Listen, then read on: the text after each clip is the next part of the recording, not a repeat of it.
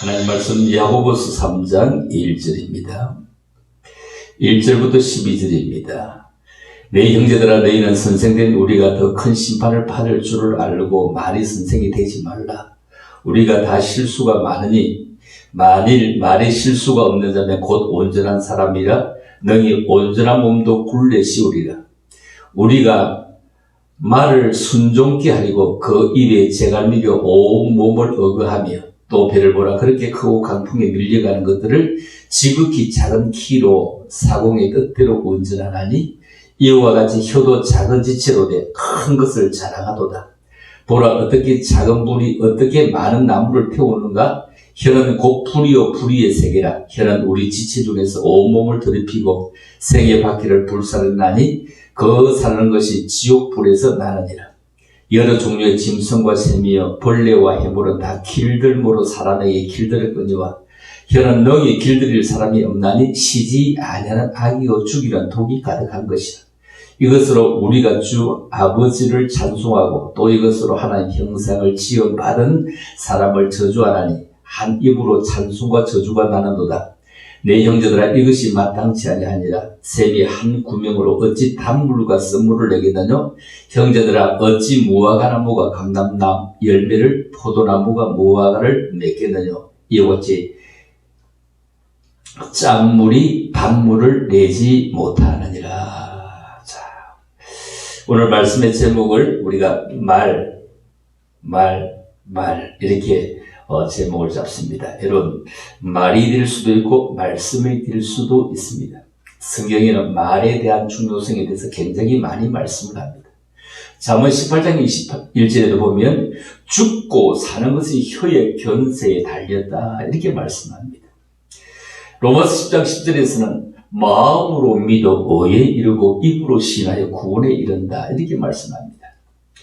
오늘 본문에서도 말은 배의 키와 같다. 배의 키는 배 전체를 몸처럼 볼 때 아주 작은 것인데 배의 방향을 결정하는 굉장히 중요한 역할을 합니다.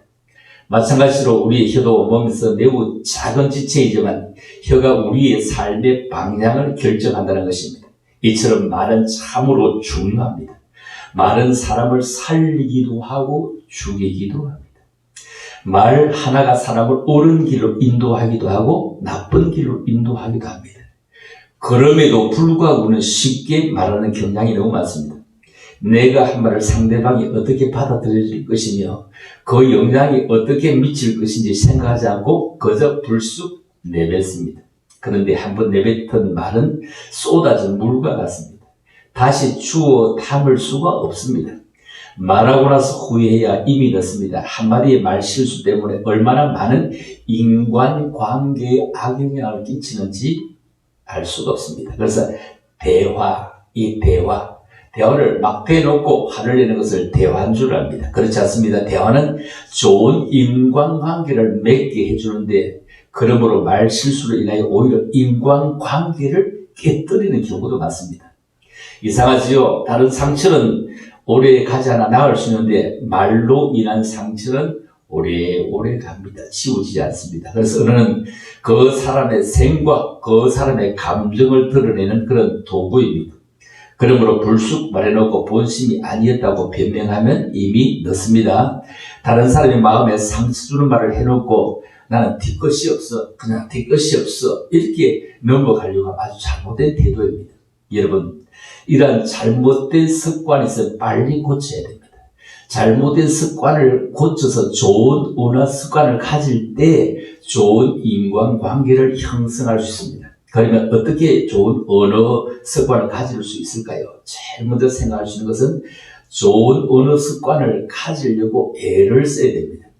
여러분, 말의 능력이 얼마나 대단한가를 알아야 됩니다. 서두에 말씀했죠. 죽고 사는 것이 혀의 근세에 달려나니 혀를 쓰기 좋아하는 자는 그 열매를 먹는다. 잠언 18장 21절이죠. 이 말씀은 말에는 사람을 죽게도 하고 살기가 능력이 있다. 특별히 사람은 긍정적인 것보다 부정적인 것에 더 많은 영향을 받습니다. 부정적인 말이 시대와 환경에 구애받지 않고 좋지 않은 영향을 얼마나 많이 끼치는가를 우리가 표현하고 있습니다. 잘못된 말은 때로는 사람의 생명까지도 앗아갈 수 있는 무서운 흉기가 될 수 있습니다. 생각 없이 내던진 말 한마디가 사람의 평생을 힘들게 살아가게 할 수 있습니다. 사람은 상처를 주는 비난의 말은 생생하게 기억하는 반면 칭찬의 말은 사실 쉽게 잊어버린다고 합니다. 인격의 성숙 또는 그 사람의 말을 들어보면 그 사람의 됨됨이를 우리가 좀 엿볼 수 있습니다. 다른 사람에게는 상처를 주는 말을 아무렇지도 않게 하는 사람은 아무리 공부를 많이 해도 아무리 그 지위가 뛰어나도 성숙된 사람이라고 말하기는 어려울 것입니다. 그래서 참 말 서로 조심해야 되고 말 때문에 싸움이 일어나고 말이 장난이 되고 말이 큰 싸움이 됩니다.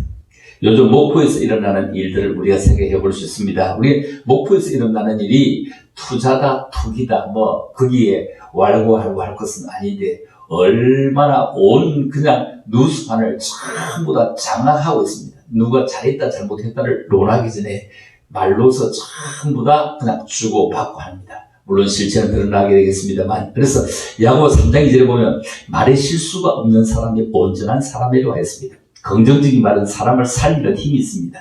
자녀나 배우자에게도 긍정적인 말을 우리가 한번 사용해 보면 가정의 분위기가 달라집니다. 직장에서도 긍정적인 말을 사용하면 직장의 분위기가 달라집니다. 10대 자녀들이 부모로부터 가장 듣고 싶은 말이 있는데 그 몇 가지 가운데 몇 가지가 난 내가 자랑스럽다. 난 내가 자랑스럽다. 이렇게 말해요. 나는 세상 누구보다 더 사랑해.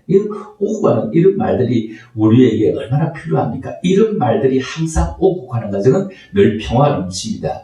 말이란 성대의 뚫림에서 나오는 파장이지만 그 말 속에는 강한 에너지가 있습니다. 말에 놀라운 에너지가 들어서 다른 사람이나 사물에 지대한 영향을 미친다는 것입니다. 그래서 말은 단순한 소리가 아니라 살아있는 능력이므로 이 말 한마디가 사람을 살리기도 하고 사람을 죽이기도 합니다. 그래서 자녀들에게도 난 내가 자랑스러워. 무엇이든 내가 밀어줄게.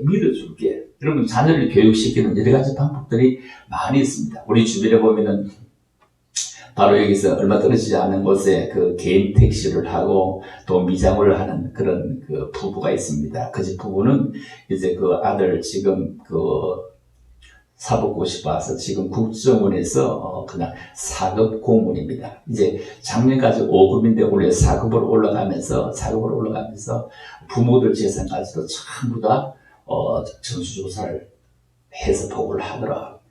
이분들이 어떻게 했습니까? 그냥 모든 걸 다 부부가 돈벌이 가지고 자식에게 공부할 수 있도록 다 뒷바라지를 했습니다. 다 뒷바라지를 해서 처음부터 다 하고 나니 나중에는요 직장도 떳떳하고 결혼할 때 되면은 그냥 아버지 어머니 키워줘서 고맙습니다. 그냥 빈몸만 가면 됩니다. 빈몸만 가면 그냥 자네가 전부 다 준비되어 있습니다. 이제 결혼도 한 30대 중반쯤 이렇게 하니까요 다 준비되어 있는 거예요. 다 자기가 직장 든든하니까 대출 다 해주지요. 그리고 월급도 많이 받죠. 다 되어져 있습니다. 어떤 부분들은 어떤지 아세요? 네가 알아서 네가 대학 등록금도 내고 네가 알아서 네 학기를 네가 해라. 스스로 자립해라. 독립해라. 아주 좋은 발상이고 좋은 일입니다. 그런데 어릴 적부터 스스로 독립해라고 하니까 신문 배달도 하고 이것도 하고 저것도 하고 다 하느라고 공단 그거 믿고 한다고 이제 30대가 돼서 결혼할 때 아무것도 없는 거예요. 아무것도 없이 그냥 빈몸으로 결혼식 자금도 그냥 집도 전부 다 누가 다 해주냐? 엄마 아빠가 다 해주는 겁니다. 그럼 이게 자녀 교육이 어느 쪽이 더 나았다 이걸 우리가 생각해 보면은 물론 다 자라고 나서 부모는 그 자녀에게 다 재산을 물려주고 합니다. 일찍 죽어서 그가 일을 쓸 수 있도록 떳떳하게 한 것과 자립시키느라고 일찍부터 교육을 했는데 이제 결혼할 때까지 아무도 없이 결혼한다. 이거는 남들 보기도 누가 물으면 어떻게 하냐? 바랄 말이 없죠. 자녀를 잘 키운 부모들은요 밥을 안 먹어도 배가 고프지 않습니다. 아이들 얘기를 하기만 하면 눈이 번쩍번쩍 뜨고 그거 끼어듭니다. 그런데 자녀를 잘 못 키운 부모들은요 밥을 많이 먹어도 어깨가 처집니다. 어디 가서 자녀를 얘기를 하면 그 자리에 쑥 빠지고 싶고 할 말이 없습니다. 그래서 우리가 자녀에게 내가 무엇이든지 들어줄게 해봐 이랍니다. 우리 손주 최정원이 또 이게 요즘 바이올린을 가르치고 있습니다. 바이올린을 가르치는데 이게 5살인데 바이올린을 뭐 어떻게 알겠습니까? 그 개인 레슨을 시키는데 거기에 들어가는 돈이 다 커서 그냥 반분이 할 것인데 들어가는 돈이 얼마나 제 입장에서 보면은 많이 아깝잖아요. 그런데도 어릴 적부터 키워서 나중에 이제 다 크고 난 다음에 직장이 든든하든지 그냥 결혼할 때 엄마 몸은 와 이렇게 될 수 있다는 얘기죠. 그래서 지금 아끼느냐 나중에 아끼느냐 지금 주느냐 나중에 주느냐 부모는 똑같은 것입니다.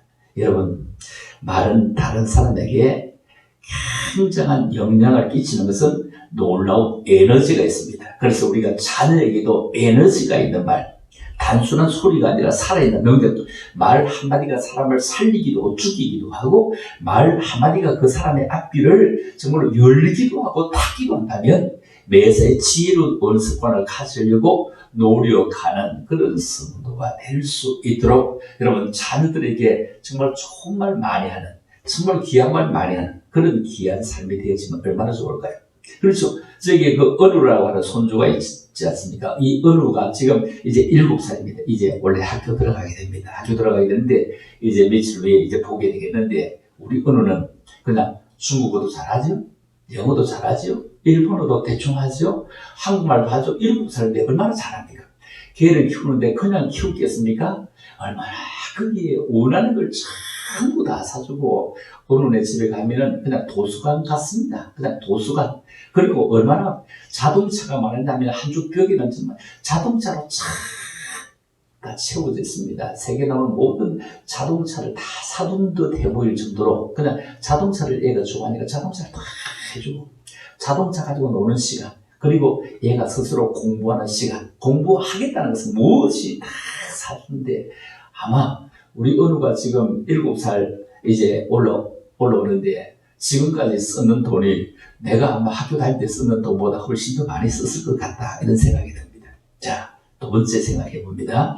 여러분 좋은 언어 습관을 가질 뿐 아니라 두 번째 우리가 침묵하는 태도를 가져야 된다. 여러분 생각해야 할 때 말을 절제하는 태도를 가져야 된다. 여러분 침묵은 금입니다. 말은 그 사람의 마음과 감정을 밖으로 표현하는 수단입니다. 사람은 누구든지 온전한 마음을 소유하고 있지 못하기 때문에 우리의 혀를 절제하지 않으면 결국 말로 다른 사람의 마음에 상처를 주고 나쁜 영향을 끼치게 됩니다. 그래서 언어를 말에게 물리는 재갈이다. 그리고 배에는 키와 같다. 그리고 불로 비유합니다. 말은 그 덩치가 크지만 입에 재갈을 먹여가지고 그냥 주인이 끄는 대로 따라갑니다. 배는 엄청나게 크면 얼마나 큽니까? 대단하게 큰 배. 여러분, 대단히 큰 배를 보면은 그 배를 타고 여러분 일본 시물 새끼 한 가지 저도 배를 타고 갔다 온 적이 있는데 그 배를 타고 얼마나 크냐 하면은 그냥 850명이 타고 가면서 잠을 자기도 하고 식당이 있기도 하고 목욕탕이 있기도 하고 뭐 없는 것이 없도록 다 되어 있더라고요. 그보다 더 큰 배가 얼마나 많이 있을까요? 자, 그런 배가 여러 명이서 움직이는 것이 아니라 기사 한 사람이 그냥 키를 가지고 움직여가는 겁니다. 자동차 운전대와 같은 것이죠. 자동차가 크고 작아도 그 운전대를 가지고 움직이는 것과 같은 것입니다. 불은 아주 작지만 모든 것을 순식간에 태워버릴 수 있는 속성도 있습니다. 야고보서는 이 세 가지 비유를 말해서 말을 절제하지 못했을 때 엄청나게 나쁜 영향을 끼칠 수 있음을 교훈하고 있습니다. 특별히 남을 가르치는 입장에 있으니까 더욱 나쁜 영향을 끼칠 수 있기 때문에 매사에 자신의 생각을 기준으로 상대방을 재단하고 판단하면 문제가 생깁니다. 나의 기준으로 해서 상대방을 판단하려고 말고 말로서 상처를 주는 행동을 조금 절제하려고 자꾸만 노력하고 자신의 의견이 맞다고만 해서는 안 됩니다. 마태복음 7장에 뭐라고 합니까? 비판을 받지 아니하려거든 비판하지 말라. 너희가 그렇게 비판함으로 그 비판이 너희에게 올무가 된다. 그 비판을 헤아림으로 너희가 헤아림을 도로 받는다. 그렇기 때문에 여러분들이 정말로 사람들을 주장하는 자세, 자기가 맞다고 하는 자세가 되지 말고 행동으로 본을 보여주는 이런 삶이 되는 것이 너무 중요합니다. 베드로전서 5장 3절에도 이렇게 말씀, 추정하는 자세를 버리고 오직 양무리의 본이 되라 이랬습니다. 그러면 말을 절제하는 것은 무엇을 의미하는 것일까요? 다른 사람들의 말을 절제하는 것이 아니라 다른 사람의 말을 경청하는 것입니다. 나의 말을 좀 절제하고 다른 사람이 하는 말을 경청해 가는 것입니다. 경청은 말을 내가 절제하게 만들므로 나의 실수를 자꾸 줄여가며, 특별히 우리 성도들은 말을 많이 하기보다 가급적 경청하는 그런 자세를 가지자. 경청만 해서는 소극적인 삶의 자세가 되므로 나는 적극적인 자세로 우리의 입에서 부정적인 말보다 긍정적인 말, 자꾸 생명을 살리는 말, 도움과 격려를 주는 말, 칭찬하고 인정하는 말, 따뜻하고 긍정적인 말, 그리고 뒤에 것을 끌어오는 것이 아니라 앞으로 미래로 나아가는 말, 앞으로 더 잘되게. 과거에는 실패했을지라도 정말 세상에 실패했어도 이제는 주님과 함께 걸어가는 길, 주님이 손잡으시면, 주님이 나와 함께 하시면, 주님이 오른손을 내미시면 일어나 내가 너와 함께하라고 하시는 주의 음성을 들을 수만 있다면 우리는 가능한 것입니다. 여러분, 우리가 헛된 말을 하지 말고, 속이는 말도 하지 말고, 피력한 말, 때에 맞지 않는 말을 버리고 이제는 좀 더 신실한 말, 좀 더 참된 말, 좀 더 경외하는 말, 좀 더 칭찬하는 말, 좀 더 믿음직스러운 말을 하는 것은 우리에게 중요합니다. 그래서 적극적인 의미에서 언어의 절제 우리가 필요하다. 그래서 말 어떻습니까? 어떻게 하느냐에 따라서 얘네들의 천당빛을 갚을 수 있다. 그래서 입술이 통제되었다. 입술이 절제였다. 이런 얘기를, 말을 다스릴 줄 아는 사람, 여러분 자신의 말을 다스릴 줄 아는 사람이 환경을 다스립니다. 말을 다스릴 줄 아는 사람이 사람을 움직입니다. 가정과 이웃까지도 움직이는 힘이 이 말을 다스릴 줄 아는 사람. 그래서 정치가 말로 하잖아요. 정치하는 사람들이 뭐 집을 짓는다든지 뭐 거기 끼어드는 것이 아니라 다 말로 이래 하잖아요. 그래서 말이 통제되고 절제된 말을 잘 할 수 있을 때 말을 다스리는 사람이 참으로 모든 것을 굴러갑니다. 세상을 굴러가게 만들어가는 것입니다. 그래서 부정적인 언어를 절제하고 긍정적인 언어를 사용하자. 오늘 본문에 이렇게 말하죠. 샘이 한 구멍에서 어제 짠물을 냈다가 썩물을 냈다가 단물을 냈다가 이렇게 지 마음대로 할 수 있겠느냐 이 말이죠. 물의 근원에 샘이 단물이 나오면 또 단물이 나오는 거, 썩물이 나오면 썩물이 나오는 거, 짠물이 나오면 짠물이 나오는 것이지, 한 근원이 그러니까 물맛이 같은 것이 어째 그렇게 했느냐. 그래서 말도 왔다 갔다 이걸 우리가 변덕이라고 합니다. 변덕. 예, 변덕이 식은 죽 끓는다 하죠. 말은 그 마음을 그대로 반응합니다. 사실 좋은 말만 해야지 생각을 합니다.